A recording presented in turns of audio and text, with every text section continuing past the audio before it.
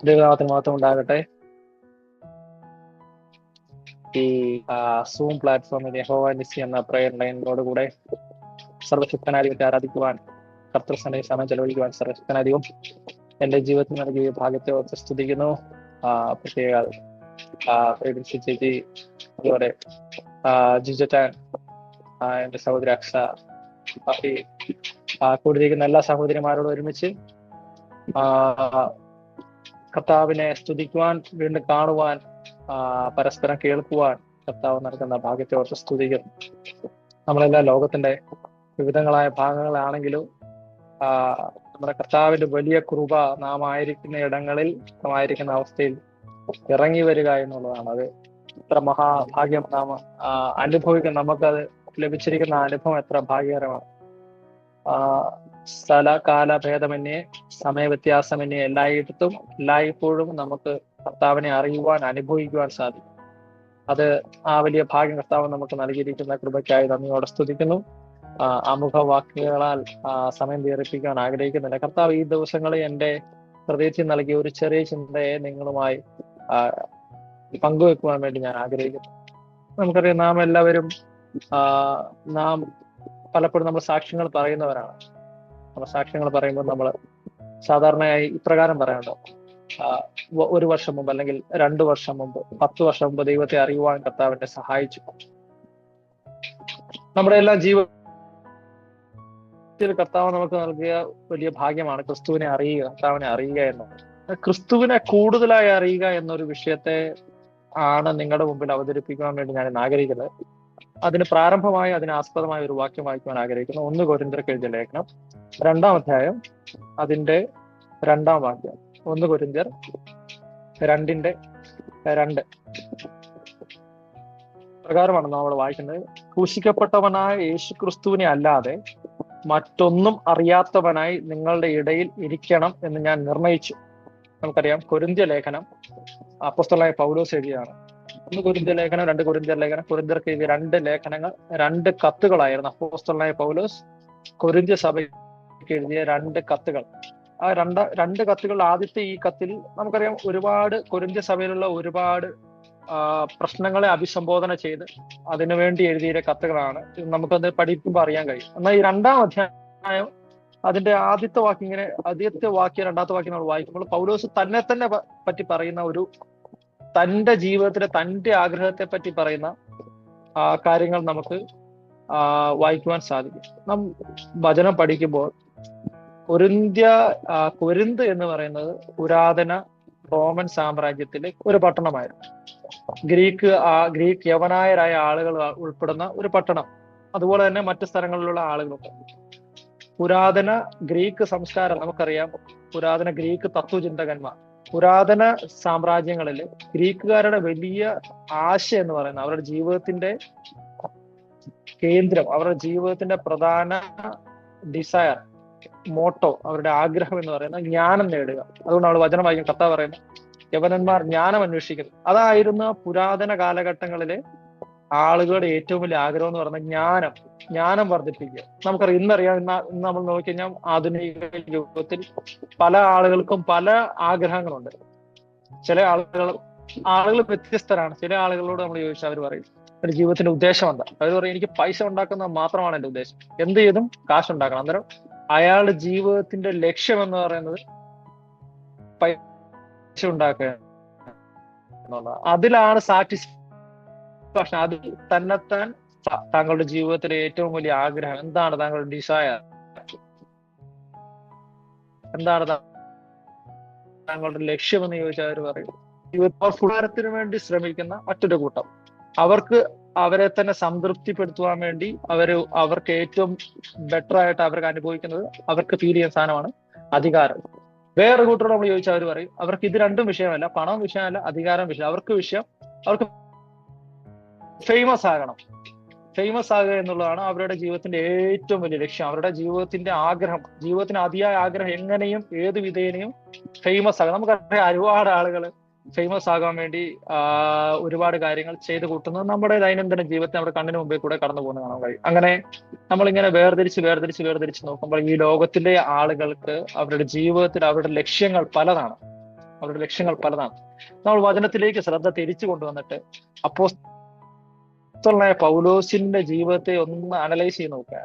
അപ്പോസ്തലനായ പൗലോസിന്റെ ജീവിതത്തെ ഒന്ന് വിശകലനം ചെയ്യുമ്പോൾ പൗലോസ് കൊരിന്തിലേക്ക് ചെന്നുചേരുന്നത് തന്റെ രണ്ടാമത്തെ മിഷണറി യാത്രയിലാണ്. അന്നേരം നോക്കണം, ഓൾറെഡി പൗലോസിനെ ദൈവം തന്റെ ശുശ്രൂഷയ്ക്ക് വേണ്ടി വേർതിരിച്ചു. മറ്റു അപ്പോസ്തലന്മാരിൽ നിന്ന് വ്യത്യസ്തനായി യേശുക്രിസ്തുവിനോട് കൂടെ താൻ നടന്നിട്ടില്ലെങ്കിലും, താൻ സമയം ചെലവഴിച്ചില്ലെങ്കിലും, പരിശുദ്ധാത്മാവിലൂടെ സൂപ്പർ നാച്ചുറൽ റെവലേഷൻസ് പ്രാപിച്ച് അതിശക്തനായ മിഷണറിയായ ദൈവം അത്ഭുതങ്ങളാലും അടയാളങ്ങളാലും വീര്യപ്രവർത്തികളാലും പരിശുദ്ധാത്മാവിനെ നൽകിക്കൊണ്ട് സാക്ഷി നിന്ന് അറ്റസ്റ്റ് ചെയ്ത് മുദ്ര കുത്തി എന്റെ അപ്പോസ്തലൻ എന്ന് പേർ ചൊല്ലി വിളിച്ച് വേർതിരിച്ച പൗലോസ് കൊരിന്തിൽ ചെന്നു. അവിടെ സുവിശേഷം അറിയിച്ചു. അവിടെ സഭ രൂപീകരിക്കപ്പെട്ടു. അന്നേരം സഭ സ്ഥാപിതമായി. കേവലം കൊരിന്ത് സഭ മാത്രമല്ല, അനേകം സഭകൾ എണ്ണിയാൽ വിരലിൽ എണ്ണി തീർക്കാൻ കഴിയാത്തതിലധികം സഭകൾ പല വിവിധങ്ങളായ ഭാഗങ്ങളിൽ, വിവിധ സ്ഥലങ്ങളിൽ പൗലോസിനാൽ സ്ഥാപിക്കപ്പെട്ടു. അതിനുശേഷം പൗലോസ് കൊരിന്തിലും ചെന്ന് കൊരിന്തിൽ സഭ സ്ഥാപിക്കപ്പെട്ടു. അവിടെ സമൂഹം കൂടപ്പെട്ടു. അത് വലിയ ആത്മീയ സഭയായി തീർന്നു. അന്നേരം പൗലോസിനെ നോക്കണം, പൗലോസിന് ഫേമസ് ആയില്ലേ? പൗലോസ് ഫേമസ് ആയി. പൗലോസിന് പവറില്ലേ? അധികാരമില്ലേ? ഉണ്ട്. അതുകൊണ്ട് അധികാരമുള്ളതുകൊണ്ടാണ് പൗലോസ് തരുന്നത്. സഭ സ്ഥാപിച്ച അധികാരമുണ്ട് പൗലോസിന്. ഇതെല്ലാം കഴിഞ്ഞ് വീണ്ടും കുറെ കാലങ്ങളിലൂടെ കഴിയുമ്പോൾ പിന്നീടാണ്, അനേക കാലങ്ങൾ കഴിഞ്ഞതിന് ശേഷമാണ് ഈ ലേഖനം പൗലോസ് എഴുതുന്നത്. അപ്പോൾ പൗലോസ് പറയാണ്, ഞാൻ നിങ്ങളുടെ ഇടയിൽ ഇരുന്നപ്പോൾ എനിക്കുണ്ടായ ആഗ്രഹം എന്നറിയോ? പണം നേടണമെന്നുള്ള ആഗ്രഹമല്ലായിരുന്നു. എനിക്കുണ്ടായിരുന്ന ആഗ്രഹം അധികാരം സ്ഥാപിക്കണമെന്നുള്ള ആഗ്രഹമല്ലായിരുന്നു. എനിക്കുണ്ടായിരുന്ന ആഗ്രഹം പ്രസിദ്ധനാകണം എന്നുള്ള ആഗ്രഹമല്ലായിരുന്നു. പക്ഷെ ഞാൻ നിങ്ങളോട് കൂടെ ഇരുന്നപ്പോൾ എനിക്കുണ്ടായിരുന്ന ഒരേ ഒരു ആഗ്രഹം, നമ്മുടെ കർത്താവായ യേശുക്രിസ്തുവിനെ മാത്രമല്ലാതെ മറ്റൊന്നും നിങ്ങളുടെ ഇടയിൽ ഇരിക്കണം എന്നുള്ള ആഗ്രഹം. പ്രിയമുള്ളവരെ, നമ്മുടെ ജീവിതത്തിലും ഇതേ ആഗ്രഹം നമുക്ക് എത്രമാത്രമുണ്ട്. നാം പറയും, ഞാൻ ഉൾപ്പെടെ നമ്മൾ പറയുന്നത് ഞാൻ കർത്താവിനെ അറിയുന്നത് അത് കേവലം ഒരു ദിവസം നടക്കുന്ന ഒരു അറിവല്ല. നമ്മൾ കർത്താവിനെ അറിയുന്നത് നമ്മുടെ ബന്ധത്തിലൂടെയാണ്. ക്രിസ്ത്യാനിത്വം എന്ന് പറയുന്ന ഒരു മതമല്ല, അതൊരു ബന്ധമാണ്. നമ്മളെ സൃഷ്ടിച്ച നമ്മുടെ കർത്താവുമായിട്ടുള്ള ബന്ധമാണ്. ആ ബന്ധത്തിൽ പൗലോസ് ആ ബന്ധത്തിലേക്ക് വന്നിട്ട് പറയാണ്, എനിക്കായി മരിച്ച് എനിക്കായി ക്രൂശിക്കപ്പെട്ട എന്റെ യേശുവിനെ മാത്രം അല്ലാതെ മറ്റൊന്നും അറിയാത്തവനായി നിങ്ങളുടെ ഇടയിൽ ഇരിക്കണം എന്ന് ഞാൻ ആഗ്രഹിക്കുന്നു. മറ്റൊരു ഭാഗം പരിശോധിച്ചു കഴിഞ്ഞാൽ, ഞാൻ മുമ്പ് പറഞ്ഞതുപോലെ യവനരായ ആൾക്കാർ, ഗ്രീക്കാരായ ആൾക്കാർ, കൊരിന്തിലെ ആളുകൾ കൂടുതലായി അവർ ശ്രദ്ധ കേന്ദ്രീകരിച്ചിരുന്ന പ്രധാനമായ അവരുടെ മോട്ടോ എന്ന് പറയുന്നത് ജ്ഞാനം നേടുക എന്നുള്ളതായിരുന്നു. പൗലോസ് അറിവിനെ പറ്റി പറയാണ്, ഈ അറിവെന്ന് പറയുന്നത് ലോകപരമായ അറിവല്ല. കൊരിന്തിലുള്ള ആളുകൾ, ലോകത്തിലുള്ള ആളുകൾ, ലൗകികരായ ആളുകൾ ലൗകികമായ ജ്ഞാനത്തെ പറ്റി പറയുമ്പോൾ പൗലോസ് എനിക്കും ഒരു ജ്ഞാനം വേണം. ഞാനും ഒരു ജ്ഞാനമാണ് ആഗ്രഹിക്കുന്നത്. എന്റെ ജീവിതത്തിന്റെ ലക്ഷ്യം എന്ന് പറയുന്ന ഒരു ജ്ഞാനമാണ്. എന്നാൽ ആ ജ്ഞാനം എന്ന് പറയുന്നത് ഈ ലോകത്തിൽ നൽകുവാൻ കഴിയുന്ന ജ്ഞാനമല്ല. ആ ജ്ഞാനം എന്ന് പറയുന്ന ഒരു മതത്തിന്റെ ജ്ഞാനമോ ഒരു തത്വചിന്തയുടെ ജ്ഞാനമോ ഒരു വിചാരധാരയുടെ ജ്ഞാനമോ അല്ല, മറിച്ച് അതൊരു വ്യക്തിയെ കുറിച്ചുള്ള ജ്ഞാനമാണ്. ആ വ്യക്തിയുമായുള്ള ബന്ധത്തിന്റെ ആഴത്തിൽ നിന്ന് ലഭിക്കുന്ന ജ്ഞാനമാണ്. ആ ജ്ഞാനമല്ലാതെ മറ്റൊന്നും അറിയാത്തവനായി നിങ്ങളുടെ ഇടയിൽ ഇരിക്കണമെന്ന് ഞാൻ ആഗ്രഹിച്ചു. പ്രിയമുള്ളവരെ, അങ്ങനെ ഒരു കാലഘട്ടത്തിൽ ലോകം മറ്റൊരു വഴിയിൽ പോകുമ്പോൾ വ്യത്യസ്തനായ പൗലോസുവരാണ് നിങ്ങളുടെ ഇടയിൽ എനിക്ക് യേശുവിനെ മാത്രം അറിഞ്ഞാൽ മതി. പ്രിയമുള്ളവർ, ഇന്ന് നാം ജീവിക്കുന്ന ഈ കാലഘട്ടത്തിൽ നമുക്കറിയാം, നാം ലോകത്ത് ജീവിക്കുമ്പോൾ പലതരത്തിലുള്ള ആളുകളെ നാം കാണാറുണ്ട്. പല വിചാരധാരകളുള്ളവർ, പല ചിന്തകളുള്ളവർ. അവരുമായി നാം ഇടപെടുമ്പോൾ നാം എപ്പോഴും നമ്മുടെ മുൻപിൽ നമ്മുടെ ഹൃദയത്തിന്റെ ആഗ്രഹം എന്താണ് എന്ന് ഓരോ നിമിഷവും വിചിന്തനം ചെയ്തുകൊണ്ടിരിക്കണം. നമ്മൾ ലോകത്തിലേക്ക് കൂടുതലായി ഇടപഴകുമ്പോൾ ചിലപ്പോൾ നമ്മൾ അറിയാതെ നമ്മുടെ ശ്രദ്ധ മാറിപ്പോകും. നമ്മൾ അറിയാതെ നമ്മുടെ ശ്രദ്ധ വഴുതി പോകും, നമുക്ക് മനസ്സിലാക്കുവാൻ കഴിയും. എന്നാൽ പൗലോസിനെ പോലെ വീണ്ടും നമുക്ക് പറയുവാൻ സാധിക്കട്ടെ, യേശു ക്രിസ്തുവിനെ അല്ലാതെ, ക്രൂശിക്കപ്പെട്ടവനായ ക്രിസ്തുവിനെ അല്ലാതെ മറ്റൊന്നും അറിയാത്തവനായി നിങ്ങളുടെ ഇടയിൽ ഈ ലോകത്തിൽ ഇരിക്കണമെന്ന് ഞാൻ ആഗ്രഹിക്കുന്നു. അപ്പോ യേശു ക്രിസ്തുവിനെ അറിയുക എന്ന് പറയുന്നത് നമുക്ക് ലഭിച്ച ഭാഗ്യമാണ്. നമുക്ക് എങ്ങനെ കർത്താവിനെ കൂടുതലായി അറിയുവാൻ കഴിയും? നമ്മൾ വചനം പഠിക്കുമ്പോൾ നാം മനസ്സിലാക്കുന്നുണ്ട്, ഈ ദൈവം തന്റെ കരുണപ്രകാരം തന്നെത്താൻ പ്രത്യക്ഷമാക്കി, തന്നെത്താൻ റിവീൽ ചെയ്തുകൊണ്ടാണ്, പ്രത്യക്ഷപ്പെടുത്തി തരുന്നത് കൊണ്ടാണ് നമുക്ക് ദൈവത്തെ അറിയുവാൻ കഴിയുന്നത്. നമ്മുടെ ആരുടെയും കഴിവുകൾ കൊണ്ടോ മിടുക്കുകൾ കൊണ്ടോ അല്ല നമ്മൾ ദൈവത്തെ അറിയാനുള്ള ഭാഗ്യം ലഭിച്ചത്. നമ്മൾ ദൈവം തന്നെത്താൻ വെളിപ്പെടുത്തിയത് കൊണ്ട് മാത്രമാണ് മനുഷ്യരായ നാം എല്ലാവരും ദൈവത്തെ അറിയുവാൻ കഴിയുന്നത്. ദൈവം അതുപോലെ തന്നെ തന്റെ കരുണപ്രകാരം കൃപയാൽ ഈ ഭൂമിയിൽ ഉള്ള എല്ലാവർക്കും സകല സൃഷ്ടിക്കും മനസ്സിലാക്കുവാൻ കഴിയുന്ന പൊതുവായ റെവലേഷൻസ്, പൊതുവായ പ്രകടിപ്പിക്കപ്പെട്ട കാര്യങ്ങൾ ദൈവത്തിൽ നിന്ന് നൽകപ്പെട്ടിട്ടുണ്ട്. നമുക്കറിയാം, അതിനൊരു എക്സാമ്പിൾ ആണ് നമ്മൾ സൃഷ്ടി എന്ന് പറയുന്നത്. സൃഷ്ടി എന്ന് പറയുന്നത് ദൈവം തന്നെത്താൻ വെളിപ്പെടുത്തുവാൻ വേണ്ടി ഉപയോഗിച്ച ഒരു മാധ്യമമാണ് സൃഷ്ടി എന്ന് പറയുന്നത്. അതുകൊണ്ടാണ് സങ്കീർത്തനങ്ങൾ 19:1 പറയുന്നത്, ആകാശം ദൈവത്തിന്റെ മഹത്വത്തെ വർണ്ണിക്കുന്ന, ആകാശവിധാനം അവന്റെ കൈവേലയെ പ്രസിദ്ധമാകും. സൃഷ്ടി എന്താണ്? സൃഷ്ടി ഒരു മാധ്യമമാണ്. ഒരു സൃഷ്ടാവ് അതിന്റെ പിന്നിലുണ്ട് എന്നുള്ളതിനെ വിളിച്ചറിയിക്കുന്ന ഒരു മാധ്യമമാണ് സൃഷ്ടി. ആ ദൈവത്തിന്റെ കൃപപ്രകാരം ദൈവം സൃഷ്ടിയെ വെച്ചിരിക്കുന്നത് എന്തിന്? അതുകൊണ്ട് സൃഷ്ടിയെ നോക്കിക്കൊണ്ട് നമുക്ക് മനസ്സിലാക്കണം ഇതിന്റെ പിന്നിൽ ആരുണ്ട്, ഒരു സൃഷ്ടാവുണ്ട്. വീണ്ടും നമ്മൾ റോമാലേഖനം 1:20 വാക്യം വായിക്കും. അവിടെ എഴുതിയിരിക്കുന്നു, ലോക സൃഷ്ടി മുതൽ അവന്റെ അദൃശ്യ ലക്ഷണങ്ങൾ അവന്റെ പ്രവർത്തികളാൽ ബുദ്ധിക്ക് തെളിവായി വെളിപ്പെട്ടു വന്നിരിക്കുന്നു. അവന്റെ എങ്ങനെ? സൃഷ്ടിയിലൂടെ ബുദ്ധിക്ക് തെളിവായി വെളിപ്പെട്ടു വന്നിരിക്കുന്നു. അന്നേരം ലോക സൃഷ്ടിയിലൂടെ അവന്റെ പ്രവർത്തികൾ ബുദ്ധിക്ക് തെളിവാക്കി ആര് വെളിപ്പെടുത്തുന്നു? സർവശക്തനായ ദൈവം തന്റെ കൃപാധനപ്രകാരം മനുഷ്യരായ നമ്മൾക്ക് അവനെ അറിയുവാൻ വേണ്ടി വെളിപ്പെടുത്തി തന്നു. അത് കർത്താവിന്റെ കൃപയാണ്. അങ്ങനെ ഒരു ജനറൽ പൊതുവായിട്ടുള്ള റെവലേഷൻ നമുക്ക് കാണുവാൻ കഴിയും. അതല്ലാതെ ദൈവത്തെ വ്യക്തിപരമായി അറിയുവാൻ നമുക്ക് എങ്ങനെ കഴിയും? ദൈവത്തെ വ്യക്തിപരമായി അറിയുവാൻ വേണ്ടി ഒരേ ഒരു മാർഗം അതാണ് കർത്താവ് യേശുക്രിസ്തു യോഹന്നാൻ എഴുതിയ സുവിശേഷം 1:18 യേശുക്രിസ്തുവിനെ പറ്റി യോഹന്നാൻ പറയുന്ന ഒരു കാര്യമുണ്ട്. യോഹന്നാൻ പറഞ്ഞു വരുന്നത് എങ്ങനെയാണ്? ദൈവത്തെ ആരും ഒരു നാളും കണ്ടിട്ടില്ല, പിതാവിന്റെ മടിയിലിരുന്ന ഏകജാതനായ പുത്രൻ അവനെ വെളിപ്പെടുത്തിയിരിക്കുന്നു. സർവശക്തനായ ഈ ഭൂലോകത്തെ സൃഷ്ടിച്ച സർവശക്തനും സർവജ്ഞാനിയും സർവവ്യാപിയുമായ ദൈവത്തെ വ്യക്തിപരമായി അറിയുവാൻ ഒരേ ഒരു മാർഗമേ ഉള്ളൂ.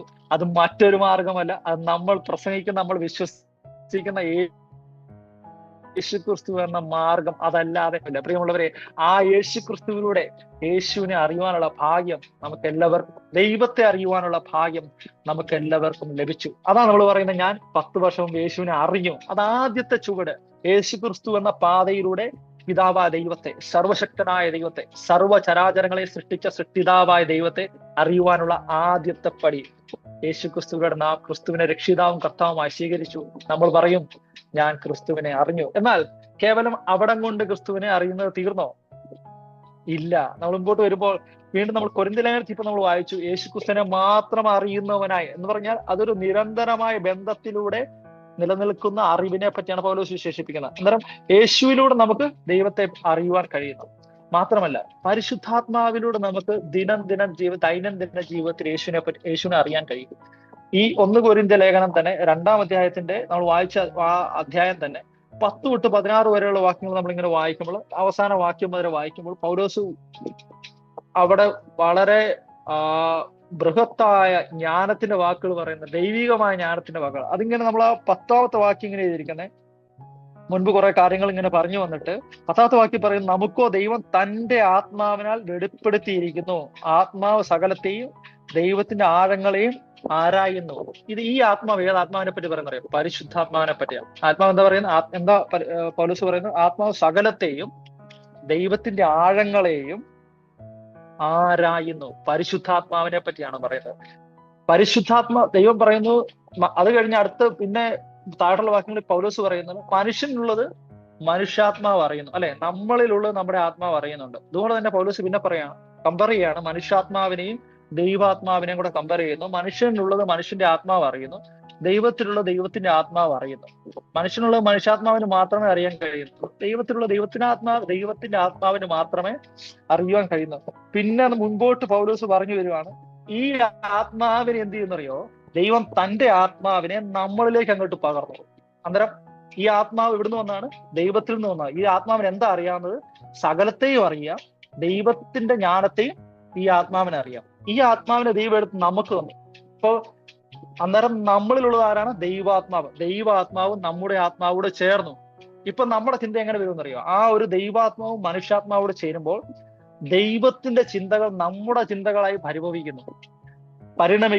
ദൈവത്തിന്റെ ചിന്തകൾ നമ്മുടെ ചിന്തകളായി പരിണമിക്കുന്നു. ദൈവത്തിന്റെ ആത്മാവ് സകലത്തെ ആരായുന്നു, ദൈവത്തിന്റെ ആഴങ്ങളെ ആരായുന്നെങ്കിൽ ആ ആത്മാവ് നമ്മുടെ ഉള്ളിലേക്ക് വരുമ്പോൾ ദൈവത്തിന്റെ ചിന്തകൾ നാം ചെയ്യാൻ തുടങ്ങുന്നു. പ്രിയമുള്ളവർ, അത് എത്ര മനോഹരമായ ക്രിസ്തീയ വിശ്വാസ ജീവിതം എന്നറിയാം. നമ്മുടെ ജീവിതം ഇങ്ങനെ ഈ മുട്ടോളമല്ല അരയോളമല്ല എന്നുള്ള പാട്ട് പാടുമല്ലോ. നമ്മളിങ്ങനെ പാദം വരെ വെള്ളത്തിൽ നിന്നിട്ട് ഇതാണ് ക്രിസ്തീയ ജീവിതം, ഇത് മാത്രമാണ് ക്രിസ്തീയ ജീവിതം എന്ന് പറഞ്ഞ് മുൻപോട്ട് പോകുന്നെങ്കിൽ നാം ദൈവത്തെ അറിയേണ്ടതുപോലെ എന്ത് ചെയ്യുന്നില്ല, അറിയുന്നില്ല. ഇവിടെ പരിശുദ്ധാത്മാവ് പൗലോസ് പറയാണ്, ദൈവത്തിന്റെ ഉള്ളത് ദൈവത്തിന്റെ ആത്മാവല്ലാതെ മറ്റാരും അറിയുന്നില്ല. എന്നിട്ട് പിന്നെ പറയാണ്, ഈ ആത്മാവിനെ ദൈവം തന്റെ കരുണപ്രകാരം നമ്മളിലേക്ക് തന്നു. അങ്ങനാണെങ്കിൽ ദൈവത്തിലുള്ളത് അറിയുന്ന ദൈവാത്മാവ് നമ്മളിലുള്ളത് നമ്മളിലേക്ക് വരുമ്പോൾ നമ്മൾ എന്ത് ചെയ്യും? നമ്മളും ക്രമേണ ദൈവത്തിന്റെ ചിന്തകളെ, ദൈവത്തിലുള്ളത് അറിയുവാൻ വേണ്ടി തുടങ്ങും. ദൈവത്തെ അറിയുവാൻ വേണ്ടി തുടങ്ങുന്ന ആ ഒരു സമയം എന്ന് പറയുന്നത് നമ്മുടെ ലോകത്തോടുള്ള സ്നേഹം ക്രമേണ ക്രമേണ ക്രമേണ നമുക്ക് നഷ്ടപ്പെട്ടു തുടങ്ങും. നമുക്ക് അതിയായ ആഗ്രഹം, ഹൃദയത്തിന്റെ ഉള്ളിൽ അതിയായ ആഗ്രഹം വന്നു തുടങ്ങും. നമ്മുടെ ദാഹം ചെറുതായിരിക്കും. നമ്മൾ ഒരു ഗ്ലാസ് വെള്ളം കുടിക്കുമ്പോൾ ദാഹം തീരും, അല്ലെ? പക്ഷെ നമ്മുടെ ഈ ആത്മീയമായ ഈ അറിവിന്റെ പ്രത്യേകത എന്ന് പറഞ്ഞു കഴിഞ്ഞാൽ നമ്മുടെ ദാഹം തീരത്തില്ല. നമ്മൾ ആരംഭത്തിൽ ഒരു ഗ്ലാസ് വെള്ളം കുടിച്ചാൽ തീരാവുന്ന ദാഹമേ ഉള്ളൂ. പക്ഷെ നമ്മൾ മുമ്പോട്ട് ഇറങ്ങുമ്പോഴത്തേനും പിന്നെ ദാഹം ഇങ്ങനെ വർദ്ധിച്ചു വന്നിട്ട്, ദൈവം എനിക്ക് നിന്നെ കൂടുതലായി അറിയണം, എനിക്ക് നിന്നെ കൂടുതലായി അറിയണം, ദൈവം എനിക്ക് മറ്റൊന്നും വേണ്ട, എനിക്ക് നിന്നെ മാത്രം മതി എന്ന് പറയുന്ന ഒരു അവസ്ഥയിലേക്ക് മുൻപോട്ട് നമ്മൾ കടന്നു ചെന്ന് നമ്മുടെ ആത്മീയ ജീവിതത്തിൽ അങ്ങനെ വലിയൊരു ആഗ്രഹം നമ്മളിലേക്ക് വരുന്നത് നമുക്ക് കാണുവാൻ കഴിയും. അങ്ങനെ പരിശുദ്ധാത്മാവിലൂടെ നമുക്ക് ദൈവത്തെ അറിയുവാൻ കഴിയും. പിന്നെ പൗലോസ് ഇവിടെ പറയും ഇങ്ങനെയാണ്, ഞാൻ മാനുഷികമാനമല്ല ദൈവത്തിന്റെ ജ്ഞാനമത്തെ പ്രസ്താവിക്കുന്നു. എങ്ങനെ? ദൈവത്തിന്റെ ആത്മാവ് പൗലോസിലേക്ക് വന്നപ്പോ പൗലോസ് പറയാണ്, എനിക്ക് മുമ്പ് മാനുഷിക ജ്ഞാനം ഉണ്ടായിരുന്നു, പക്ഷെ ഇപ്പൊ എന്നുള്ളത് മാനുഷിക ജ്ഞാനമല്ല, ദൈവിക ജ്ഞാനമാണ്. ഈ ദൈവിക ജ്ഞാനം മനുഷ്യർക്ക് മനസ്സിലാകത്തില്ല. നോക്കിയേ, ആരോടാ? ജ്ഞാനത്തിന്റെ പിന്നാലെ പോകുന്ന ആളുകളോട് പറയാണ്, നിങ്ങൾക്ക് മാനുഷിക ജ്ഞാനമുണ്ട്, പക്ഷെ ഞാൻ ദൈവത്തെ അറിയുന്നത് കൊണ്ട് ദൈവം തന്ന ദൈവിക ജ്ഞാനം കൃപയാൽ എനിക്ക് ലഭിച്ചിട്ടുണ്ട്. പക്ഷെ നിങ്ങളുടെ മാനുഷിക ജ്ഞാനം കൊണ്ട് നിങ്ങൾക്ക് ഈ ദൈവിക ജ്ഞാനത്തെ എന്ത് ചെയ്യാൻ പറ്റത്തില്ല, അറിയാൻ പറ്റത്തില്ല. അപ്പൊ പരിശുദ്ധാത്മാവിനെ അറിയാൻ വേണ്ടി ദൈനംദിന ജീവിതത്തിൽ ദൈവം തന്റെ കൃപപ്രകാരം നമ്മൾക്ക് നൽകിയിരിക്കുന്ന രണ്ടാമത്തെ മാധ്യമമാണ് ആര്? പരിശുദ്ധാത്മാവ്. യേശുക്രിസ്തുവിലൂടെ നമ്മൾ ദൈവത്തെ അറിയുവാൻ തുടങ്ങി. പരിശുദ്ധാത്മാവിലൂടെ നമ്മൾ ദിനം ദൈവത്തെ അറിഞ്ഞുകൊണ്ടിരിക്കുന്നു. അതുപോലെ ദൈവത്തിന്റെ വചനം, സർവശക്തനായ ദൈവം വചനമാകുന്നു. വചനം ജഡമായി തീർന്നു. ആ വചനമാണ് നമ്മുടെ മുമ്പിൽ എഴുതപ്പെട്ട വചനമായി നമുക്ക് ലഭിച്ചിരിക്കുന്നത്. നാം വചനം വായിക്കും, നാം എന്താണ്? ദൈവത്തെ അറിയുന്നു. ദൈവത്തിന്റെ മനുഷ്യൻ സകല സൽപ്രവൃത്തിക്കും വക പ്രാപിച്ച് തികഞ്ഞവനാകേണ്ടതിന് എല്ലാ തിരുവെഴുത്തും ദൈവശ്വാസീയമാകയാൽ അത് നമുക്ക് ഉപദേശത്തിനും ശാസനത്തിനും ഗുണീകരണത്തിനും നീതിയിലെ അഭ്യാസനത്തിനും പ്രയോജനമുള്ളതാകുന്ന പൗലോസ് തന്നെ പറഞ്ഞു വെച്ചിട്ടുണ്ട്. വചനം നമ്മൾ വായിക്കുമ്പോൾ എന്ത് ചെയ്യുന്നു? നാം അറിയുന്നു. ഇങ്ങനെ പരിശുദ്ധാത്മാവിലൂടെയും വചനത്തിലൂടെയും ക്രിസ്തുവിലൂടെയും നമ്മളെ ദൈവം തന്നെ അറിയുവാൻ വേണ്ടി എന്ത് ചെയ്തു? നമുക്ക് ഭാഗ്യം നൽകി. ഇത് നമ്മുടെ ഭാഗ്യമാണ്. നമുക്ക് ദൈവത്തെ അറിയുവാൻ കഴിയുന്നു എന്നുള്ളത് നമ്മുടെ ദൈവത്താൽ നമുക്ക് ലഭിച്ച കൃപയാണ്. നമുക്ക് അർഹതയില്ലാത്ത ദാനമാണ്. നമ്മളന്നേരം ദൈവത്തെ അറിയുവാൻ വേണ്ടി വിളിക്കപ്പെട്ടവരാണ്. നമ്മളെന്തിനാ വിളിച്ചത്? നമ്മുടെ ലക്ഷ്യം, നമ്മുടെ ഫോക്കസ് ഒരിക്കലും നഷ്ടപ്പെട്ടു പോവുകയാണ്. നമ്മളെ കർത്താവ് വിളിച്ചത് അവനെ അറിയുവാൻ വേണ്ടിയാണ്, അവനുമായുള്ള ബന്ധത്തിലേക്ക് വരുവാൻ വേണ്ടിയാണ്. ഏകത്തിൽ ദൈവം ആദമിനെ ഹവ്വായെ സൃഷ്ടിച്ചിട്ട് ദൈവം അവർക്കൊരു ടാസ്ക് കൊടുത്തു. അതിനുശേഷം ദൈവം എല്ലാ ദിവസവും അവിടെ ഒരു കൂട്ടായ്മ ഉണ്ടായിരുന്നു. ദൈവം ഇറങ്ങി ഏദൻ തോട്ടത്തിൽ ഉലാത്തുമ്പോൾ ആദമും ഹവ്വ ദൈവത്തോട് ചേർന്ന് നടക്കുന്ന ഒരു ക്ലോസ് ആയിട്ടുള്ള ഒരു റിലേഷൻഷിപ്പ്. ആ ഒരു റിലേഷൻഷിപ്പിന് വേണ്ടിയാണ് ദൈവം നമ്മെ വിളിച്ചിരിക്കുന്നത്. അന്നേരം ദൈവത്തെ അറിയുക എന്നുള്ളതാണ് ദൈവം നമ്മളിലൂടെ ആഗ്രഹിക്കുന്ന കാര്യം. നമ്മുടെ ആ ഫോക്കസ് നഷ്ടപ്പെടുവാൻ പാടില്ല. ഒന്നാമത്തെ കാര്യം, നമുക്ക് ദൈവത്തെ എങ്ങനെ അറിയാൻ കഴിയും? യേശുക്രിസ്തുവിലൂടെ, പരിശുദ്ധാത്മാവിലൂടെ, വചനത്തിലൂടെ നമ്മൾ ദൈവത്തെ അറിയാൻ കഴിയും. 2, എപ്പോൾ വരെയാണ് നമ്മൾ ദൈവത്തെ അറിയേണ്ടത്? അത് ഒരു ദിവസം മാത്രം നടക്കുന്ന കാര്യമാണോ? അല്ല. അല്ലെങ്കിൽ നമ്മുടെ ജീവിതത്തിൽ, നമ്മുടെ ക്രിസ്തീയ ജീവിതത്തിൽ 10 വർഷത്തേക്ക് നമുക്ക് ദൈവത്തെ അറിയാൻ കഴിയും. അത് കഴിഞ്ഞ് നമ്മൾ ദൈവത്തെ മൊത്തം അറിയാം, അങ്ങനെയാണോ? അല്ല. അല്ലെങ്കിൽ ഒരു 20 വർഷം 30 വർഷം നാം ക്രിസ്തീയ ജീവിതത്തിൽ ജീവിക്കുന്നുവെങ്കിൽ നമുക്ക് ദൈവത്തെ മുഴുവൻ മനസ്സിലാക്കുവാൻ കഴിയുമോ? എന്താ വചനം പറയുന്നത്? നമുക്ക് നോക്കാം. യോഹന്നാന്റെ സുവിശേഷം 17-ാം അധ്യായം 3-ാം വാക്യം. യോഹന്നാന്റെ സുവിശേഷം 17-ാം അധ്യായം 3-ാമത്തെ വാക്യം. അവിടെ കർത്താവ് യേശു ക്രിസ്തു തന്റെ മരണ പുനരുദ്ധാനങ്ങൾക്ക് മുമ്പ് താൻ മരിക്കുവാനും പോകുന്നു, താൻ മരണം വരിക്കുവാൻ പോകുന്നു എന്ന് അറിഞ്ഞുകൊണ്ട് ശിഷ്യന്മാരോട് ഇതെല്ലാം പറഞ്ഞതിന് ശേഷം ശിഷ്യന്മാർക്ക് വേണ്ടി പ്രാർത്ഥിക്കുന്ന ഒരു പ്രാർത്ഥനയാണ് 17-ാം അധ്യായം. അതിന് ഒരു മഹാപുരോഹിത പ്രാർത്ഥന എന്ന് നമുക്ക് പറയാൻ കഴിയും. ഹൈ പ്രീസ്ലി പ്രയർ, മഹാപുരോഹിത പ്രാർത്ഥനയാണ്. ഈ ക്രിസ്തു മഹാപുരോഹിതനാണെന്ന് അറിഞ്ഞുകൊണ്ട് തന്നെ ശിഷ്യന്മാർക്ക് വേണ്ടി പ്രാർത്ഥിക്കുന്ന ഒരു പ്രാർത്ഥന. ആ പ്രാർത്ഥനയിൽ കർത്താവ് അതിന്റെ 3-ാം അധ്യായത്തിൽ പറയുന്ന ഇപ്രകാരമാണ്: ഏക സത്യ ദൈവമായ നിന്നെയും, അതായത് പിതാവ് ദൈവത്തോട് പറയാണ്, പിതാവായ ദൈവവുമായുള്ള സംഭാഷണമാണ്. പുത്രൻ പിതാവുമായിട്ട് സംഭാഷിക്കുന്ന വാക്കുകളാണ് നമ്മൾ വായിക്കുന്നത്. ഏക സത്യമായ നിന്നെയും നീ അയച്ചിരിക്കുന്ന യേശു ക്രിസ്തുവിനെ അറിയുന്നത് തന്നെ നിത്യജീവനാകുന്നു. എന്താണ് വായിച്ചത്? ഏക സത്യമായ ദൈവമായ നിന്നെയും നീ അയച്ചിരിക്കുന്ന യേശു ക്രിസ്തുവിനെയും അറിയുന്നത് തന്നെ നിത്യജീവനാകുന്നു. അതിനു മുമ്പ് പറയുന്നത്, നീ അവന് നൽകിയിട്ടുള്ളവർക്ക് എല്ലാവർക്കും അവൻ നിത്യജീവനെ കൊടുക്കേണ്ടതിന് നീ സകല ജഡത്തിന്മേലും അവൻ അധികാരം നൽകിയിരിക്കുന്നുവല്ലോ. അതായത് യേശു ക്രിസ്തുവിനെ പറ്റി പറയും. യേശു ക്രിസ്തുവിനെ പറ്റി കർത്താവ് തന്നെ പറ്റി തന്നെ പറയാണ്, നീ എനിക്ക് നൽകിയിരിക്കുന്നു, നീ അവന് നൽകിയിരിക്കുന്നവർക്കല്ല. പിതാവിനോട് പറയാണ്, പിതാവേ, നീ എനിക്ക് നൽകിയിട്ടുള്ളവർക്കെല്ലാം ഞാൻ നിത്യജീവനെ കൊടുക്കേണ്ടതിന് നീ സകല ജഡത്തിന്മേലും എനിക്ക് അധികാരം നൽകിയിരിക്കുന്നുവല്ലോ. നിത്യജീവൻ എന്ന് കർത്താവ് അവിടെ പറഞ്ഞിട്ട് പിന്നെ കർത്താവ് എടുത്തു പറയണം, എന്താണ് നിത്യജീവൻ? ഏകസത്യ ദൈവമായ നിന്നെയും നീ അയച്ചിട്ടുള്ള യേശു ക്രിസ്തുവിനെയും അറിയുന്നതാകുന്നു നിത്യജീവൻ. വേറെ പ്രിയമുള്ളവർ, നാം ആലോചിച്ചു, നമ്മൾ പറയുന്നല്ലേ, എനിക്ക് നിത്യതയിൽ പ്രവേശിക്കണം. എന്റെ ആഗ്രഹം എന്താണ്? എനിക്ക് നിത്യതയിൽ പോകണം. ഈ ലോകത്ത് ഞാൻ കഷ്ടതകളും ഞെരുക്കങ്ങളും ഉപദ്രവങ്ങളും നിന്ദകളും പീഡകളും സഹിക്കുന്നതിന്റെ ഒരേ ഒരു കാരണം ഇത് മാത്രമാണ്: എനിക്ക് നിത്യതയിൽ പോകണം. അപ്പൊ തിരിഞ്ഞു നോക്കി, നിത്യത എന്താ? പിതാവായ ഏകസത്യദൈവമായ പിതാവിനെയും തന്റെ പുത്രനായ ക്രിസ്തുവിനെ അറിയുന്നതാണ് നിത്യത. എന്ന് പറയുന്നത് കൃത്യത എന്ന് പറയുന്ന റിലേഷനാണ്. ആ റിലേഷൻഷിപ്പാണ് നിത്യത. ആ നിത്യതയിലേക്ക് വേണ്ടി നമ്മൾ പോകാൻ ആഗ്രഹിക്കുന്നത്. നമ്മുടെ ശ്രദ്ധ പലപ്പോഴും നഷ്ടപ്പെട്ടു. നമ്മൾ പലപ്പോഴും പറയുന്നത് എന്താണ്? സ്വർഗത്തിൽ പോയ സ്വർണ്ണത്തെരുവീതികളുണ്ട്. സ്വർണ്ണത്തെരുവീതികൾ ഉണ്ട് അവിടെ. സ്വർണ്ണത്തെരുവീതികളുണ്ട്. തേജസ്സുള്ള സ്ഥലമാണ്, പ്രഭയുണ്ട്, എല്ലാം ഉണ്ട്. പക്ഷെ എന്താ അവിടുത്തെ പ്രത്യേകത എന്നറിയാം? അവിടുത്തെ ബന്ധം, ദൈവമായിട്ടുള്ള ബന്ധം, അതിന്റെ ആഴത്തിലുള്ള ബന്ധമാണ്. അറിയുക, ഏകസത്യ ദൈവമായ നിന്നെയും തന്റെ ഏകജാതനായ പുത്രനെ അറിയുന്നത് തന്നെ നിത്യജീവൻ. ആ നിത്യജീവനിലേക്ക് പ്രവേശിക്കുവാൻ വേണ്ടിയാണ് കർത്താവ് നമ്മളെ വിളിച്ചിരിക്കുന്നത്. അപ്പൊ നമുക്ക് എവിടം വരെ കർത്താവിനെ അറിയാൻ പറ്റും? എവിടം വരെ കർത്താവിനെ അറിയണം? ഒരാഴ്ചത്തേക്കോ, ഒരു മാസത്തേക്കോ, ഒരു വർഷത്തേക്കോ അല്ല. അല്ലെങ്കിൽ നമ്മുടെ ജീവൻ അവസാനിക്കുന്നത് വരെ മാത്രവുമല്ല, നമ്മുടെ ജീവിതം അവസാനിച്ചാലും ഉയർത്തെഴുന്നേറ്റ് ക്രിസ്തുവിനോട് കൂടി ചേർന്നിട്ട് നിത്യ യുഗങ്ങൾ അവനെ അറിയുവാൻ വേണ്ടി വിളിക്കപ്പെട്ടവരാണ്. പ്രിയമുള്ളവരെ, നമ്മളുടെ ബന്ധം, കർത്താവുമായുള്ള ബന്ധം എത്ര വലിയതാ. നമ്മുടെ മക്കളുമായിട്ട് നമുക്ക് ബന്ധമുണ്ട്, നമ്മുടെ ഭർത്താക്കന്മാരും അല്ലെ ഭാര്യമാരും നമ്മുടെ പ്രിയപ്പെട്ടവരുമായിട്ട് നമുക്ക് ബന്ധങ്ങളുണ്ട്. എന്നാൽ ഈ ബന്ധങ്ങളെല്ലാം ലോകത്തിലായിരിക്കുമ്പോൾ ഒരുപക്ഷെ നഷ്ടപ്പെട്ടു പോകാം. അല്ലെങ്കിൽ ഏറ്റവും പരമാവധി നിലനിൽക്കുന്നത് മരണം വരെ, മരണത്തിനപ്പുറം നിലനിൽക്കുന്ന ഒരു ജടിക ബന്ധങ്ങൾ നമുക്ക് ഈ ലോകത്തിലില്ല. എന്നാൽ നമ്മളെ വിളിച്ചു വേർതിരിച്ച ക്രിസ്തുവുമായിട്ടുള്ള നമ്മുടെ ബന്ധം അത് നിത്യ യുഗങ്ങൾ വാഴുന്ന ബന്ധമാണ്. പ്രിയമുള്ളവരെ, ഒരു ദിവസത്തേക്ക് വേണ്ടി മാത്രം യേശുവിനെ അറിയുവാൻ വേണ്ടിയല്ല, കർത്താവിനെ കൂടുതലായി അറിയുമ്പോൾ നമുക്ക് നിത്യത മുഴുവൻ കർത്താവിനെ അറിയുവാൻ വേണ്ടി നമുക്കുണ്ട്. അപ്പൊ നമ്മൾ ചോദിക്കും, നിത്യത മുഴുവൻ നമ്മൾ എങ്ങനെ കർത്താവിനെ അറിയും? അതിന്റെ കാരണം മറ്റൊന്നുമല്ല, ഈ നിത്യത മുഴുവൻ ഇരുന്നാലും നമുക്ക് കർത്താവിനെ അറിഞ്ഞു തീർക്കുവാൻ കഴിയത്തില്ല. ദൈവം അത്ര വലിയവനാ. നമ്മുടെ ചിന്തകളെക്കാൾ, നമ്മുടെ വിചാരങ്ങളെക്കാൾ, ഞങ്ങളുടെ നിരൂപണങ്ങളെയൊക്കെ കവിയുന്ന ദൈവമാണ് സർവശക്തനായ ദൈവം. അവനെ ഈ മനസ്സിലാക്കുവാൻ നിത്യതയും മതിയാകുന്നതല്ല. പ്രിയമുള്ളവർ, നമ്മൾ ഒരിക്കലും പറയത്തില്ല ഞാൻ കർത്താവിനെ അറിഞ്ഞറിഞ്ഞ് ബോറായെന്ന് ഒരിക്കലും പറയത്തില്ല. അല്ലെ നിത്യതയിൽ പറയത്തില്ല ഞാൻ ഈ ബന്ധത്തിൽ ബോറായി പോയി. ഇന്ന് നമ്മൾ ലോകത്തിൽ നോക്കി അറിയാം, പലരും പറയും ഞാൻ ബന്ധത്തിൽ ബോറായി, അതുകൊണ്ട് ബന്ധം വേർപെടുത്തി വിട്ടുപോയേക്കാമെന്ന് ചിന്തിക്കുന്ന പലരുണ്ട്. എന്നാൽ നിത്യതയിൽ നമ്മുടെ ബന്ധത്തിന് ഒരിക്കലും ബോറടിക്കത്തില്ല. കാരണം എന്നറിയോ? അത് എല്ലാ ദിവസത്തെയും ബന്ധം പുതുതാ. ഒരിക്കലും ആ ബന്ധം തീർന്നു പോകും. നമ്മൾ ഒരിക്കലും ദൈവത്തെ പൂർണ്ണമായി അറിഞ്ഞു തീരുന്നില്ല. അത്ര വലിയവനായ ദൈവമാണ് നാം സേവിക്കുന്നത്. ആ ദൈവത്തെ അറിയുവാൻ വേണ്ടി കൃപയാൽ അവൻ നമ്മളെ വേർതിരിച്ചു. അങ്ങനെ നമ്മൾ ദൈവത്തെ അറിയേണ്ട കാലാവധി എന്താണ്? നിത്യ യുഗങ്ങൾ.